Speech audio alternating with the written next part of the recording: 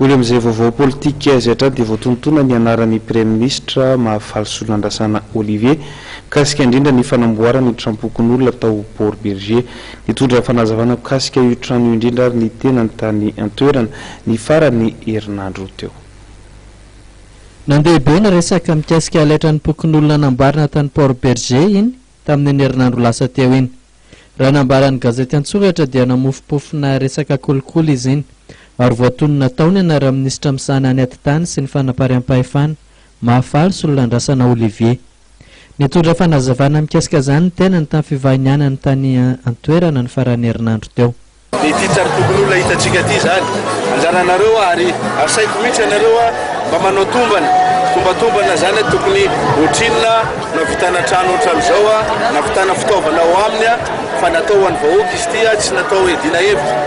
Ao koa ny fitokanana ny baky izay tena manahirana amin'ity renirano be marivo ty zany amin'ity faritra ty zany sy ireo commune manodidina hotokanana koa androany dia misy koa zany ny toerana izay ataontsika hoe poste fixe ny gendarmerie zany hotokanana koa androany ary misy koa zany fitokanana zany ny ataoko hoe bureau ny fananantany fotony zany miaraka amin'ny tompona andraikitra androany ilazana amintsika zany fa mijery izay fomba rehetra hanatonana ny vahoaka ny fitondram-panjakana.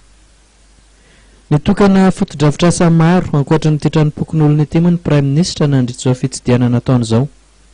Taony baka iampitana ny renirano be marivo, ny poste fixe ny gendarmerie tao tsara asina, ny tranony birao ifotony fananantany tao Port Berger.